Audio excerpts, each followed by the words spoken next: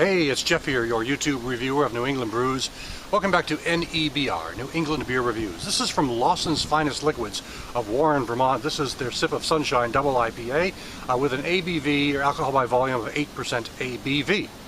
However, even though Lawson's is physically located in Warren, Vermont, this beer, this particular brew, is actually brewed out of Two Roads in Connecticut. And Two Roads has been brewing a lot of different beers lately. They've been really kind of picking up a lot of contracting brewing in their operations, and this is just one of those, which may be why this one might be a little easier to find in Vermont than some of the Lawson's beers, which are usually only available in about 3 or 4 stores statewide on certain days of the week. Which brings me to the next point about this beer, is that this particular beer has generated a lot of interest in Vermont and around New England.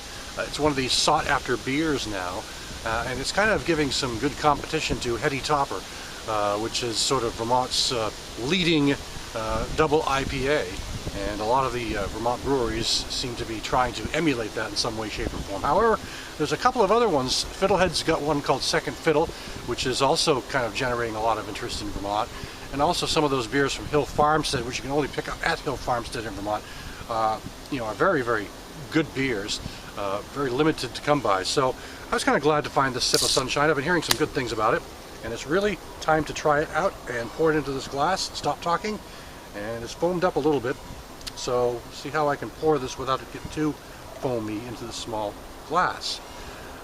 Very foamy.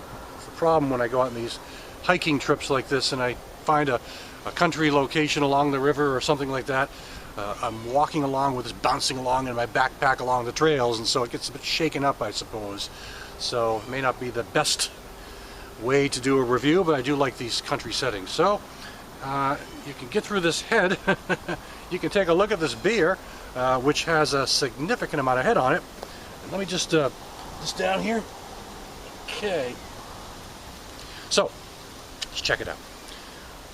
Underneath all that head, you can see this kind of chill, hazy sort of golden yellow color, light amber color. And then the head, of course, is tremendous with this foamy, really milkshake type foamy character up top. And I can pick up those IPA India, those hop aromas over here. Let's check out the nose.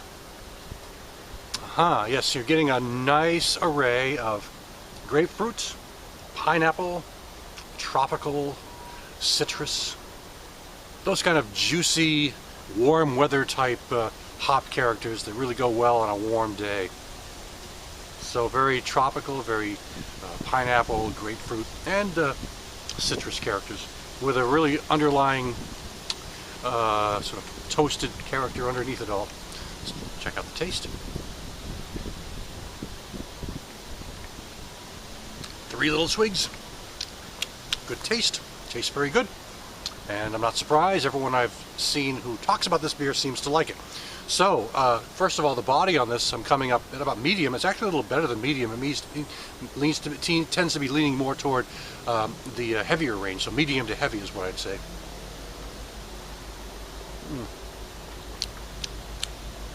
And it's very smooth, though, overall. Smooth, kind of creamy, just very delicate on the palate, but also kind of medium to heavy, as I said. Taste-wise, though, you do pick up a bit of that toasted malt character at first, but then those vibrant, bitter, floral, and not floral so much, but those bitter citrus and grapefruit and pineapple and tropical characteristics kick in to make this end with a bitter finish.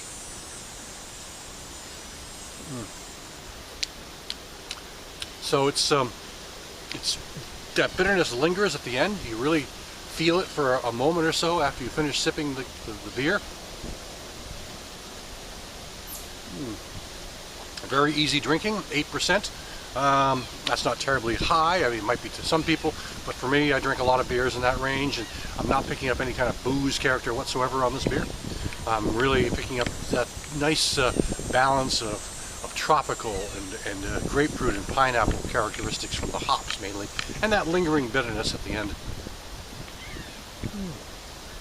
So I can see why this beer has done so well. It's gotten some pretty big ratings. I think I want to say on Rate Beer, it had 100% rating.